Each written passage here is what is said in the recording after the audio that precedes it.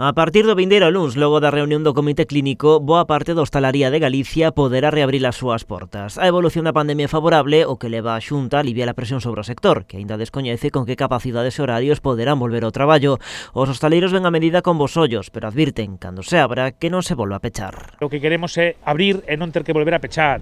Entón, nós o que queremos é que, se nos deixan traballar, que entendan que non somos o problema e que, se por calquera cousa hai un repunte ou calquera historia, non nos van a pechar. O sea, nós que queremos é que aprendamos do que pasou ata agora. O sector podería recuperar a súa actividade ao mesmo tempo que volve ser á rúa para exixir un rescate. O vindeiro mércores hai previstas movilizacións en distintos puntos do país, entre eles Vilagarcía. Para exixir o que temos que exixir, que é que nos indemnicen por este dano que se nos está facendo a nós directamente, e bueno, incluso a nivel medio xa saliron dicindo que sí, que a culpa é nosa, o sea, xa non se cortan un pelo e xa nos dicen que a culpa é nosa, que somos os culpables da pandemia.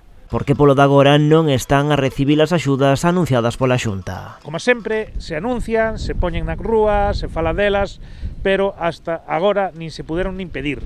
E logo, cando se pidan, vai a estar a xente esperando, como levamos esperando polas anteriores 2 meses, e eu calculo que esas chegarán a esa, máis ou menos aí, en abril, maio, cobraremos esas axudas. Advirten que o golpe ao sector está a ser letal e que as consecuencias aínda están por chegar. A xente cada vez está peor, xa digo, sobre todo de ánimos. Económicamente hai moita xente que vai quedar no camiño, cada vez temos máis claro que isto vai ser unha debacle importante dentro do sector.